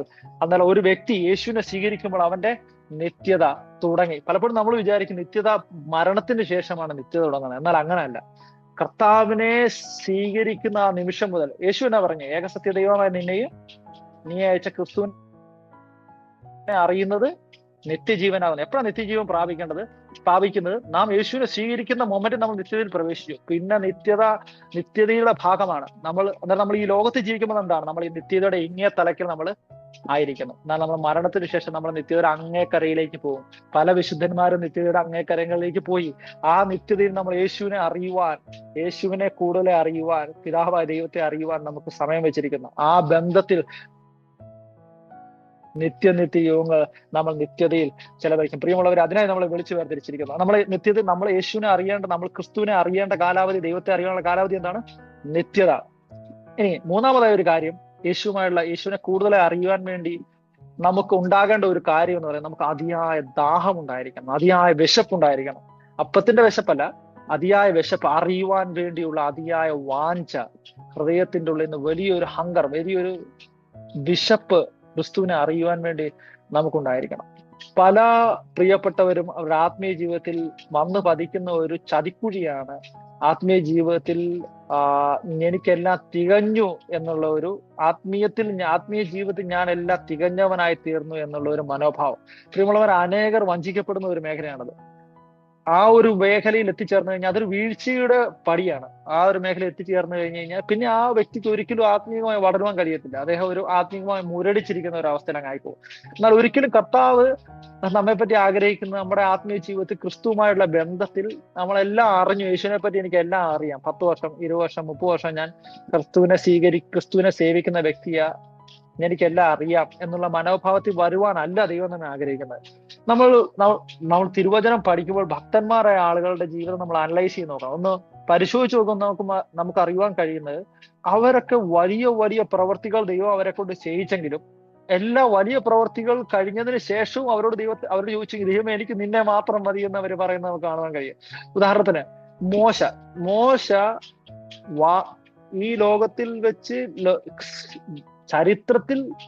ചരിത്രം കണ്ടതിൽ വെച്ച് ഏറ്റവും വലിയ പവർഫുൾ ലീഡറായിരുന്നു, നേതാവായിരുന്നു മോശ. ഇത്രയും വർഷങ്ങൾക്ക് മുമ്പ്, ആയിരക്കണക്കിന് വർഷങ്ങൾക്ക് മുമ്പ് 6 ലക്ഷം, കേവലം പുരുഷന്മാർ മാത്രം 6 ലക്ഷം പേരുള്ള, അന്ന് പറഞ്ഞാൽ 12 ലക്ഷത്തിലധികം, അത് എത്രയായിക്കോട്ടെ, അത്രയും വലിയൊരു ജനസമൂഹത്തെ ഒറ്റയ്ക്ക് 40 വർഷം മരുഭൂമിയിലൂടെ നടത്തി ഈജിപ്തിൽ നിന്ന്, മിസ്രൈമിൽ നിന്ന് കനാൻ ദേശത്ത് കൊണ്ടുവന്ന വ്യക്തിയാണ്. കനാൻ ദേശത്തിൽ എത്തിച്ചേർക്കുന്നതിന്റെ തൊട്ട് മുൻപ് വരെ ലീഡ് ചെയ്ത വ്യക്തിയാണ് മോശയുടെ ജീവിതത്തിന്റെ ആഗ്രഹം. മോശയോട് നമ്മൾ ചോദിച്ചു കഴിഞ്ഞാൽ മോശ നിന്റെ ഏറ്റവും വലിയ ആഗ്രഹം എന്തായിരുന്നു? നിന്റെ ജീവിതത്തിൽ നിന്നെ മതിച്ചിരുന്ന, നിന്നെ പിടിച്ചു കുടുക്കിയിരുന്ന നിന്റെ ഹൃദയത്തിന്റെ ഏറ്റവും ഡീപ്പായിട്ടുള്ള ആഗ്രഹം എന്തായിരുന്നു? അത് നിനക്ക് ലീഡറായി തീരണം, ആർക്കും എതിര് പറയാൻ കഴിയാത്ത ലീഡറായി തീരണം എന്നുള്ളതായിരുന്നോ എന്ന് ചോദിച്ചാൽ മോശ പറയാം, അല്ല. പിന്നെ നിനക്ക് നിന്റെ കുടുംബത്തിൽ ശ്രേഷ്ഠനായി തീരണം എന്നുള്ളതായിരുന്നു എന്ന് ചോദിച്ചാൽ മോശ പറയാം, അല്ല, ഇതൊന്നും അല്ല. എന്റെ ആഗ്രഹം എന്തായിരുന്നു? നിന്റെ ആഗ്രഹം എന്തായിരുന്നു എന്ന് മോശ ചോദിച്ച മോശ പറയും, നീ പുറപ്പാട് പുസ്തകം 33-ാം അധ്യായത്തിൽ മോശ ദൈവവുമായിട്ട് ഒരു മനുഷ്യനോട് സംസാരിക്കുന്നത് പോലെ, മുഖാമുഖം സംസാരിക്കുന്നത് പോലെ, തേജസ് ഇറങ്ങി വന്നപ്പോൾ അതിന്റെ മുൻപിൽ നിന്ന് സംസാരിക്കുന്ന ഒരു വാക്കുണ്ട്. എന്ന് പറഞ്ഞാൽ മുഴുവൻ ഈ ലക്ഷക്കണക്കിന് ആളുകൾ നോക്കുമ്പോൾ അവരുടെ കാഴ്ചയ്ക്ക് മുമ്പിൽ മോശ ദൈവത്തോട് സംസാരിക്കുന്ന ഒരു സംസാരം. ആ സംസാരത്തിൽ 33-ാം അധ്യായം, പുറപ്പാട് പുസ്തകം 33-ന്റെ 18 മുതൽ 23 വരെ വാക്യങ്ങൾ വായിക്കുമ്പോൾ, ഞാൻ വായിക്കുന്നില്ല, നിങ്ങൾ പിന്നീട് വായിച്ചാൽ മതി. 18 മുതൽ 23 വരെയുള്ള വാക്കുകൾ ഇങ്ങനെ വായിക്കുമ്പോൾ ദൈവം പറയുന്നു, ഞാൻ നിന്നെ അറിഞ്ഞു, നീ പറയുന്നത് പോലെ ഞാൻ ചെയ്യാം. സർവശക്തനായ ദൈവം മോശ എന്ന് പറയുന്ന മനുഷ്യനോട് പറയാണ്, നിന്നെ ഞാൻ അറിഞ്ഞിരിക്കുന്നു, നീ പറയുന്ന പോലെ നീ പറയുന്നത് അങ്ങനെ ആയിക്കോട്ടെ, നീ പറയുന്നത് പോലെ ഞാൻ ചെയ്തോളാം. പിന്നെ മോശ തിരിച്ചു പറയുകയാണ്, ദൈവമേ, നീ എന്നെ അറിഞ്ഞിരിക്കുന്നുവെങ്കിൽ നിന്റെ വഴികളെ എനിക്ക് കാണിച്ചു തരണമേ, എനിക്ക് അറിയുവാനുള്ള ആഗ്രഹമുണ്ട്, നിന്റെ വഴികളെ എനിക്ക് കാണിച്ചു തരണമേ എന്ന് പറയാണ്. പിന്നെ ദൈവം പറയുന്നു, നീ പറയുന്ന പോലെ ഞാൻ ചെയ്യാം, ഞാൻ ഈ ജനത്തെ നയിക്കും. അത് കഴിഞ്ഞ് മോശ ഒരു പടി കൂടെ കടത്തി പറയുന്ന ഒരു കാര്യമുണ്ട്, ദൈവമേ, നിനക്ക് എന്നോട് കരുണ തോന്നുന്നെങ്കിൽ നിന്റെ മുഖം എനിക്ക് കാണിച്ചു തരണമേ. മലയാളം ബൈബിളിൽ പറയുന്നത്, നിന്റെ തേജസ് എന്നെ കാണിച്ചു തരണമേ, നിന്റെ മുഖപ്രകാശം എന്നെ കാണിച്ചു തരണമേ. ഒരു മനുഷ്യനായ മോശ, പഴയ നിയമ വിശുദ്ധനായ മോശ, തന്റെ ഹൃദയത്തിന്റെ ആദിയായ ആഗ്രഹം എന്നായിരുന്നറിയോ? തന്റെ ഒരു സക്സസ്ഫുൾ മിനിസ്ട്രിയുടെ ശേഷം ഒരു സക്സസ്ഫുൾ ആയിട്ടുള്ള മിനിസ്ട്രി ആയിരുന്നു മോശയുടെ. സക്സസ്ഫുൾ മിനിസ്ട്രി, ആർക്കും എതിർ പറയാൻ മോശയുടെ നേരെ എന്ന് ഒരു മനുഷ്യൻ നാവനക്കത്തില്ലായിരുന്നു. അങ്ങനെ ഒരു വ്യക്തി തന്റെ ആഗ്രഹം, നിന്റെ ആഗ്രഹം എന്നാ ചോദിക്കുമ്പോൾ എനിക്ക് എന്റെ കർത്താവിന്റെ മുഖം ഒന്ന് കാണണം. പ്രിയമുള്ളവരെ, നമ്മുടെ ആഗ്രഹം എന്താ? നമ്മൾ പലപ്പോഴും നമ്മുടെ കണ്ണ് മങ്ങി പോകാറില്ലേ? പലപ്പോഴും നമ്മൾ എന്തിനാ ദൈവത്തെ സേവിക്കുന്നത്? നമുക്ക് ഭവനം ലഭിക്കാൻ, നമുക്ക് വീട് ലഭിക്കുവാൻ, നമ്മുടെ കുടുംബത്തിൽ സൗഖ്യം ലഭിക്കുവാൻ, നമുക്ക് നമ്മുടെ ആഗ്രഹങ്ങൾ സഫലീകരിക്കുവാനാണ് പലപ്പോഴും നമ്മൾ ദൈവത്തെ സേവിക്കുന്നത്. എന്നാൽ ഭക്തനായ മോശയോട് ചോദിക്കണം, മോശയെ നിനക്ക് എന്നാ വേണ്ടേ? എനിക്ക് ദൈവത്തെ വേണം. പ്രിയമുള്ളവർ, ഇതാകണം നമ്മുടെ ആഗ്രഹം. നമ്മൾ ആ ദൈവത്തെ കൂടുതൽ അറിയുവാൻ നമുക്ക് വലിയൊരു വിശപ്പ് നമ്മുടെ ഉള്ളിൽ ഉണ്ടാകേണ്ടത് ആവശ്യമുണ്ട്. ഈ കാലഘട്ടത്തിന്റെ നീടാണ് പ്രിയമുള്ളവരെ. ഈ പ്രയർ ലൈനിൽ ദൈവം നിങ്ങളെ യോജിപ്പിച്ചിരിക്കുന്നുവെങ്കിൽ ഇന്നത്തെ ആത്മീക ലോകം അതപ്പതിച്ചുകൊണ്ടിരിക്കുമ്പോൾ ക്രിസ്തുവിനെ വാഞ്ചിക്കുന്ന ഒരു തലമുറ എഴുന്നേൽപ്പിക്കുവാൻ ദൈവം ലോകത്തിന്റെ പല ഭാഗങ്ങളിലും പദ്ധതി രൂപീകരിച്ചിട്ടുണ്ട്. അങ്ങനെയുള്ള ഒരു പദ്ധതിയുടെ കണ്ണിയായിട്ട് ദൈവം എന്നെ നിങ്ങളെ വിളക്കി ചേർത്തിരിക്കുന്നുവെങ്കിൽ ദൈവത്തെ കൂടുതൽ അറിയുക എന്നുള്ളതാണ്. അതായിരിക്കണം നമ്മുടെ ഹൃദയത്തിന്റെ വാഞ്ച. നാം ദൈവത്തെ, ക്രിസ്തുവിനെ സേവിക്കുന്നത് കേവലം വരം പ്രാപിക്കുവാൻ വേണ്ടിയല്ല. അതെ, ദൈവത്തിന് വരം തരുവാൻ, ക്രിസ്തുവിന് വരം നൽകുവാൻ കഴിയും. എന്നാൽ നമുക്ക് വരത്തേക്കാൾ അധികം വരദായകനെയാണ് ആവശ്യം. പ്രിയമുള്ളവരെ, നമുക്ക് നന്മകളെക്കാൾ എല്ലാം അധികം ഒരു പാട്ടുണ്ട്, എനിക്ക് അനുഗ്രഹമല്ല വേണ്ടത്, എനിക്ക് നിന്നെ വേണമെന്ന്. പ്രിയമുള്ളവരെ, എന്ന് പറഞ്ഞാൽ ഈ അനുഗ്രഹങ്ങൾക്ക് വേണ്ടി അല്ല കർത്താവ് എനിക്ക് ഞാൻ പ്രാർത്ഥിക്കുന്നത്. ഈ അനുഗ്രഹങ്ങൾക്ക് വേണ്ടി അല്ല, ഈ ഭൗതികമായ അനുഗ്രഹങ്ങൾക്ക് വേണ്ടി അല്ല ഞാൻ നിന്നെ പിൻപറ്റുന്നത്. എനിക്ക് നിന്നെ മതി, എനിക്ക് നിന്നെ മാത്രം മതി. അങ്ങനെ ഭക്തന്മാർ പഴയ നിയമത്തിൽ പറഞ്ഞു, ദൈവം എനിക്ക്, മോശ പറഞ്ഞു, എനിക്ക് നിന്റെ മുഖം കാണണം. ദാവീദിനോട് ചോദിച്ചാൽ നമ്മൾ പറയും, ദാവീദിനെ നമുക്കറിയാം, ദാവീദ് ശക്തനായ രാജാവായിരുന്നു. ദാവീദിന് അതിശക്തനായ രാജാവ് യഹൂദാ പുത്രിമാര് പാടി ശൗൽ 1000 കൊന്നു, ദാവീദ് 10,000 കൊന്നു. എന്ന് പറഞ്ഞാൽ ഒരു മുഴുവൻ ജനതയുടെ സപ്പോർട്ട് ഉണ്ടായിരുന്ന സക്സസ്ഫുൾ ലീഡർ. ദാവീദിനോട് ചോദിച്ച, ദാവീദ് സങ്കീർത്തനത്തിൽ 42 ദാവീദിന്റെ ആഗ്രഹം പറയുന്നത്, മാൻ നീർത്തോടുകളിലേക്ക് ചെല്ലുവാൻ കാക്ഷിക്കുന്ന പോലെ ദൈവമേ എന്റെ ആത്മാവ് നിന്നോട് ചേരുവാൻ കാക്ഷിക്കുന്നു. പ്രിയമുള്ളവരെ, ഭക്തന്മാരുടെ ജീവിതത്തിന്റെ അടിസ്ഥാനമായ ആഗ്രഹം എന്തായിരുന്നു അറിയോ? അവരുടെ ദൈവത്തെ അറിയുക എന്നുള്ളതായിരുന്നു, ദൈവത്തോട് ചേരുക എന്നുള്ളതായിരുന്നു. പഴയ നിയമം നിൽക്കട്ടെ, പുതിയ നിയമത്തിലേക്ക് വന്നിട്ടെ. പൗലോസിനോട് ചോദിച്ചു നോക്കണം. പൗലോസ് അതിശക്തമായ 3 മിഷണറി യാത്രകളൊക്കെ നടത്തി, അതിശക്തമായി ദൈവത്തിനു വേണ്ടി പ്രവർത്തിച്ചു, കല്ലേറ് കൊണ്ടു, അടി കൊണ്ട്, തുപ്പലേറ്റു, നിന്ന സഹിച്ചു. ഇങ്ങനെ എന്ന് പറഞ്ഞു കഴിഞ്ഞാൽ നമുക്ക് ചിന്തിക്കുവാൻ കഴിയുന്നതിന്റെ അപ്പുറത്ത് ആത്മീയ ജീവിതത്തിന്റെ ഔന്നത്യങ്ങളിൽ എത്തിച്ചേർന്നിട്ട് പൗലോസ് പറയുന്ന ഒരു വാക്യം നമ്മള് പൗലോസിന്റെ ഫിലിപ്പിയ ലേഖനം 3:7 മുതൽ 10 വരെയുള്ള വാക്യങ്ങളിൽ പൗലോസ് പറയുന്നത്, എനിക്ക് ലാഭമായിരുന്ന എല്ലാം ഞാൻ ഛേദമെന്നെണ്ണി. 8-ാം നാൾ പരിച്ഛേദന ഏറ്റവൻ, ഇസ്രായേൽ ജാതിക്കാരൻ, ബെന്യാമിൻ ഗോത്രക്കാരൻ, ഇസ്രായേൽ എബ്രായൻ ജനിച്ച എബ്രായൻ, ന്യായപ്രമാണം സംബന്ധിച്ച് അനിന്യൻ, ശുഷ്കാന്തി സംബന്ധിച്ച് സഭയെ ഉപദ്രവിച്ചവൻ, എങ്കിലും എനിക്ക് ലാഭമായിരുന്നതെല്ലാം ഞാൻ ഛേദമെന്ന് എണ്ണിയിരിക്കുന്നു എന്ന് പറഞ്ഞിട്ട് പൗലോസ് താഴോട്ട് പറയുന്ന ഒരു വാക്യം പറയണം. അത് വാഴോട്ട് പറയുന്ന വാചകം ഇപ്രകാരമാണ്, എനിക്ക് എന്റെ ദൈവത്തെ അറിയണം, അവനെയും അവന്റെ കഷ്ടാനുഭവങ്ങളുടെ കൂട്ടായ്മയും അവന്റെ മരണ പുനരുത്ഥാനങ്ങളെയും അതറിയുവാനുള്ളതാണ് എന്റെ ആഗ്രഹം. പ്രിയമുള്ളവരെ, ഇങ്ങനെ അതിശക്തമായ ക്രിസ്തുവിന്റെ കരങ്ങൾ ഉപയോഗിക്കപ്പെട്ട ഭക്തന്റെ അതേ ആഗ്രഹം എന്താണെന്നറിയോ? എനിക്ക് എന്റെ യേശുവിനെ ഇനിയും അറിയണമെന്ന്. ഓരോ ഒരിക്കലും പറഞ്ഞില്ല, ഇല്ല ഞാൻ ഇത്രയൊക്കെ ചെയ്ത് കർത്താവിനെ ഞാൻ അറിഞ്ഞു, ഇത്രയൊക്കെ മതി, പറഞ്ഞില്ല. മക്കളെ, പ്രിയമുള്ളവരെ, അവന്റെ ആഗ്രഹം എനിക്ക് ഇനിയും യേശുവിനെ അറിയണം എന്നുള്ളതായിരുന്നു. പ്രിയമുള്ളവരെ, ഈ നാളുകളിൽ സർവശക്തനായ ദൈവം നമ്മളെ ഓരോരുത്തരും ഇത് ആഗ്രഹിക്കണം. നമ്മുടെ ഉള്ളിൽ ആ ആഗ്രഹമുണ്ടോ? ദാവീദിനെ പോലെ നമുക്ക് പറയുവാൻ കഴിയുമോ, ദൈവമേ മാൻ നീർത്തോടുകളിലേക്ക് ചെല്ലുവാൻ വാഞ്ചിക്കുന്നത് പോലെ എന്റെ വാഞ്ച അതാണ്, എന്റെ ആഗ്രഹം. എനിക്ക് ഉറങ്ങുവാൻ കഴിയുന്നില്ല, എനിക്ക് ഭക്ഷണം വേണ്ട, എനിക്ക് മറ്റൊന്നും വേണ്ട, എനിക്ക് യേശുവിനെ വേണം എന്നുള്ള വലിയൊരു ആഗ്രഹം നമ്മുടെ ഉള്ളിൽ ഉണ്ടാകുന്നുണ്ടോ? നമ്മൾ ഓരോ ചുവട് മുൻപോട്ട് വെക്കുമ്പോൾ കർത്താവ് വലിയ ആഗ്രഹം നമ്മളിലേക്ക് പകരുവാൻ ശക്തനാ. ഇനി നമ്മുടെ ഉള്ളിൽ അങ്ങനെ ആഗ്രഹം ഉണ്ടെങ്കിൽ ആ ആഗ്രഹത്തെ കൂടുതലായി വർദ്ധിപ്പിച്ചിട്ട് ദൈവം തന്നെത്താൻ നമ്മെ അറിയുവാൻ വേണ്ടി തന്നെത്താൻ നമ്മളിലേക്ക് അങ്ങ് പ്രദർശിപ്പിക്കും. അങ്ങനെ പ്രദർശിപ്പിക്കുന്ന ഒരു അനുഭവം നമുക്ക് എല്ലാവർക്കും ഉണ്ടായിത്തീരട്ടെ. അങ്ങനെ നമ്മൾ മുമ്പോട്ട് പോകുമ്പോൾ ദൈവത്തെ അറിയുവാനുള്ള ഒരു ഭാഗ്യം നമുക്ക് ദൈവം തന്നിരിക്കുന്നു. അങ്ങനെ ദൈവത്തെ അറിയുവാൻ വേണ്ടി കൂടുതൽ ആഗ്രഹം നമ്മുടെ ജീവിതത്തിൽ ദൈവം പകർന്നു നൽകും. ഇനി നമുക്ക് എങ്ങനെ അറിയാം നമ്മൾ ദൈവത്തെ വാസ്തവമായി അറിയുന്നുണ്ടോ, അല്ലെങ്കിൽ ദൈവത്തെ നമ്മൾ കൂടുതൽ അറിയുന്നു എന്നുണ്ടോ നമുക്ക് എങ്ങനെ അറിയാം എന്ന് പറഞ്ഞാൽ, അത് മറ്റൊരു തരത്തിൽ പറഞ്ഞാൽ അതിന്റെ ലക്ഷണങ്ങൾ എന്താണ്? അതിന്റെ ലക്ഷണം എന്ന് പറഞ്ഞു കഴിഞ്ഞാൽ, നമ്മുടെ ജീവിതത്തിൽ ദൈവത്തെ അറിഞ്ഞ് ജീവിക്കുന്ന ഓരോ വ്യക്തിയുടെ ജീവിതത്തിലും ഒരു രൂപാന്തരം സംഭവിക്കും.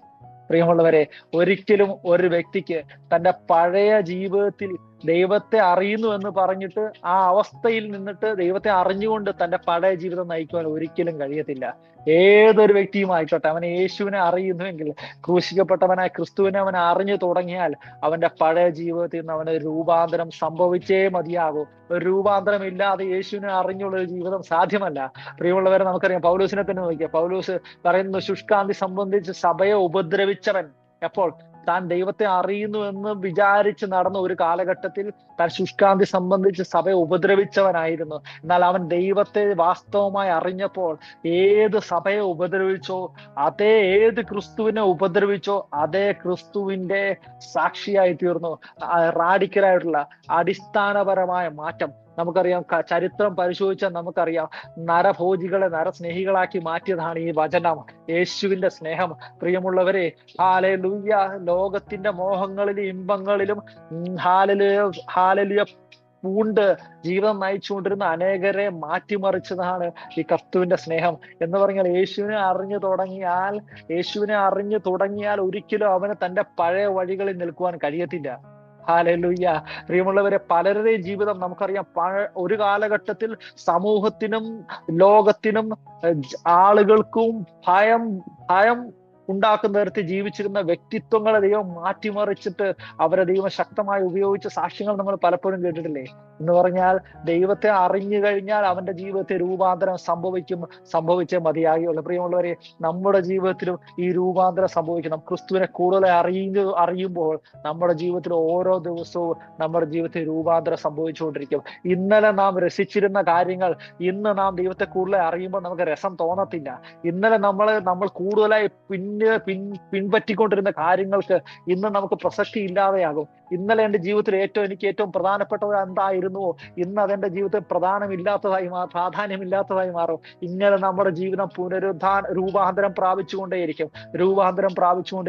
രൂപാന്തരം എങ്ങോട്ടാ പോകുന്നറിയോ? ഈ രൂപാന്തരം ദിനം പ്രതി രൂപാന്തരം പ്രാപിച്ചിട്ട് പൗലോസിന്റെ വാചകത്തിൽ പറഞ്ഞാൽ, കർത്തൃകാഹളം ധ്വനിക്കുമ്പോൾ നാം എല്ലാവരും രൂപാന്തരപ്പെടും. എങ്ങനെ രൂപാന്തരപ്പെടുന്നില്ല? നാം അവനെ താൻ ഇരിക്കുന്ന പോലെ ആകുന്നത് കാണുന്നത് കൊണ്ട് അവനോട് സദൃശ്യന്മാരാകുന്ന ഒരു രൂപാന്തരം. പ്രിയമുള്ളവരെ, ഈ ഒരു ബന്ധത്തിലേക്ക്, യേശുവിനെ അറിയുവാൻ, ക്രിസ്തുവിന്റെ സ്നേഹത്തിലേക്ക് അറിയുവാൻ വേണ്ടി നമ്മളെ ദൈവം വിളിച്ചിരിക്കുന്നത്. അങ്ങനെ നാം അറിയുമ്പോഴാണ് നമുക്ക് രൂപാന്തരം സംഭവിക്കുന്നത്. നമ്മുടെ മനസ്സിന് രൂപാന്തരം, നമ്മുടെ സ്വഭാവത്തിന് രൂപാന്തരം, നമ്മുടെ പ്രവർത്തികൾക്ക് രൂപാന്തരം. ഈ ലോകത്തിൽ വെച്ച് തന്നെ ക്രിസ്തു നമ്മൾ ജീവിക്കുന്നു എന്ന് ലോകം സാക്ഷ്യം പറയുന്ന രൂപാന്തരം. അങ്ങനെ നമ്മുടെ ഉള്ളിൽ വരുന്നുവെങ്കിൽ, അങ്ങനെ ലോകം നമ്മളെപ്പറ്റി നോക്കി പറയുന്നുവെങ്കിലും നമുക്ക് സംശയം എന്നെ പറയാൻ കഴിയും. ഞാൻ ദൈവത്തെ അറിയുന്നുണ്ട്, ഞാൻ ദൈവത്തെ കൂടുതലായി അറിയുന്നുണ്ട്, എങ്കിലും അതുപോലെ എനിക്ക് ദൈവത്തെ കൂടുതലായി അറിയണം. കർത്താവിന്റെ വചനത്തോട് നമുക്ക് അതിയായ ആഴമുണ്ടോ? പ്രാർത്ഥിക്കാൻ വേണ്ടി നമുക്ക് അതിയായ വാഞ്ചയുണ്ടോ? ദൈവവചനം അനുസരിക്കണം എന്നുള്ള ശക്തമായ ബോധ്യം നമ്മുടെ ഉള്ളിലുണ്ടോ? നമുക്ക് താഴ്മ, ക്രിസ്തുവിന്റെ സ്വഭാവം നമ്മുടെ സ്വഭാവമായി മാറുന്നുണ്ടോ? ഒരു ചെവിട്ടത്ത് അടിക്കുന്നവന് മറുചെടുത്ത് കാണിച്ചു കൊടുക്കുവാൻ, ക്രൂശി കിടന്നുകൊണ്ട് ഹല്ലേലൂയ ദൈവമേ ഇവർ ചെയ്യുന്ന എന്തെന്ന് ഇവർ അറിയായതുകൊണ്ട് ഇവരോട് ക്ഷമിക്കണമെന്ന് പ്രാർത്ഥിച്ച ക്രിസ്തുവിന്റെ സ്വഭാവം നമ്മളിൽ വരുന്നുണ്ടോ? ഹല്ലേലൂയ. ഇങ്ങനെ ക്രിസ്തുവിന്റെ സ്വഭാവം നമ്മളിൽ വരുന്നുണ്ടെങ്കിൽ നമ്മൾക്ക് ഒന്നും കൂടെ നമുക്ക് ഉറയ്ക്കാൻ കഴിയും. അതേ കർത്താവേ, അവിടുത്തെ കൃപയാൽ എനിക്ക് നിന്നെ അറിയാൻ കഴിയുന്നുണ്ട്. പോരാ, എനിക്ക് നിന്നെ ഒരു പടി കൂടെ അറിയണം. പൗലോസ് പറഞ്ഞതുപോലെ അവനെ അറിയണം. ഹല്ലേലൂയ. അവന്റെ കഷ്ടാനുഭവങ്ങളോട് ഏകീഭവിക്കണം. അവന്റെ പുനരുത്ഥാനങ്ങളിൽ പങ്കാളികളാകണം. പ്രിയമുള്ളവരെ, ഇതായിരിക്കട്ടെ നമ്മുടെ ജീവിതത്തിന്റെ അടിസ്ഥാനപരമായ ലക്ഷ്യം. ഈ നാളുകളിൽ ലക്ഷ്യം തെറ്റി അന്ധരായിക്കൊണ്ട് ആത്മീയ സമൂഹം പലതിന്റെയും പിന്നാലെ ഓടിക്കൊണ്ടിരിക്കുമ്പോൾ തന്നെ സ്നേഹിക്കുന്നവർക്ക് വേണ്ടി ഹല്ലേലൂയ സ്ഥലം ഒരുക്കിയിട്ട് മണവാളൻ ഇറങ്ങി വരുന്നു. അവനെ കാത്തിരിക്കുന്നവരെ ചേർക്കുവാൻ കർത്താവ് വരുന്നു. പ്രിയമുള്ളവരെ, നാം എല്ലാവരും ആ ഒരു ഒറ്റ ലക്ഷ്യത്തിന് വേണ്ടി ഈ ഭൂമി ജീവിക്കുന്നത്. അത് മാത്രമായിരിക്കട്ടെ നമ്മുടെ ആഗ്രഹം. അവനെ അറിയണം. ഈ ലോകത്തിൽ നാം അവനെ അറിയുന്നുവെങ്കിൽ നിത്യതയിലും നമ്മൾ അവനെ അറിയും. പ്രിയമുള്ളവരെ, അതിനായി ദൈവം നമ്മളെ സഹായിക്കട്ടെ. ഈ പ്രാർത്ഥനാ കൂട്ടങ്ങൾ അതിനൊരു മുതൽക്കൂട്ടായി തീരട്ടെ. ഒരു യുവതലമുറയെ വാർത്തെടുക്കുവാൻ ദൈവം നമ്മളെ ശക്തീകരിക്കട്ടെ. ഈ നാളുകൾ ദൈവത്തിന്റെ പ്രവൃത്തികൾ പലപ്പോഴും നമ്മൾ നമ്മുടെ തുറന്ന കണ്ണുകൾ കൊണ്ട് കാണുന്നില്ലെങ്കിലും കർത്താവ് തന്റെ പ്രവൃത്തിയെ തികച്ചുകൊണ്ടിരിക്കുന്നു. ഹല്ലേലൂയ. ഒരിക്കൽ ഏലിയാവ് പറഞ്ഞു, ഞാൻ ഒരുത്തൻ മാത്രമേ ശേഷിക്കുന്നുള്ളത്. ദൈവം പറഞ്ഞൊരു വാക്യമുണ്ട്, നിനക്ക് തോന്നുന്നു നീ ഒരുത്തൻ മാത്രമേ ഉള്ളെന്ന്. എന്നാൽ ബാലിനും മുട്ടുമടക്കാത്ത 7000 പേരെ ഞാൻ എനിക്കായി ശേഷിപ്പിച്ചിരിക്കുന്നത്. പ്രിയമുള്ളവരെ, കർത്താവ് തന്റെ പ്രവൃത്തി ഇന്നും തികച്ചുകൊണ്ടിരിക്കുന്നു. ശ്രുതികളും പലയിടങ്ങളിൽ കേട്ടുകൊണ്ടിരിക്കുന്നു.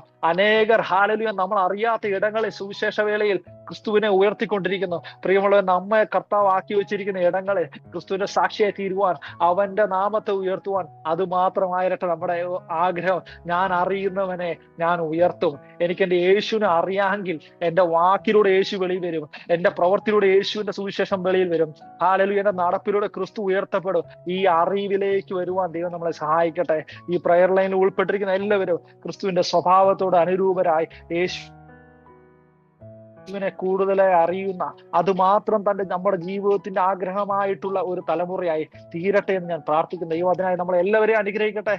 ഈ സമയം തന്ന പ്രിയപ്പെട്ടവരോടുള്ള എന്റെ നന്ദിയും കടപ്പാടും അറിയിച്ചുകൊള്ളുന്നു. ദൈവം നിങ്ങളെ എല്ലാവരെയും സഹായിക്കട്ടെ, അതിശക്തമായി ഉപയോഗിക്കട്ടെ. പരിശുദ്ധാത്മാവിന്റെ നിറവിനാൽ ഈ തലമുറയിൽ ക്രിസ്തുവിന്റെ ആത്മാവിനെ നിറയപ്പെട്ടവരായി ഒരു ഹല്ലേലൂയ അന്ത്യകാല ഉണർവിന് വേണ്ടി ദൈവം എല്ലാവരെയും അനുഗ്രഹിക്കട്ടെ എന്ന് പ്രാർത്ഥിച്ചുകൊണ്ട് ആശംസിച്ചുകൊണ്ട് എന്റെ വാക്കുകളെ ചുരുക്കുന്നു. ദൈവം നമ്മെ അനുഗ്രഹിക്കുമാറാകട്ടെ.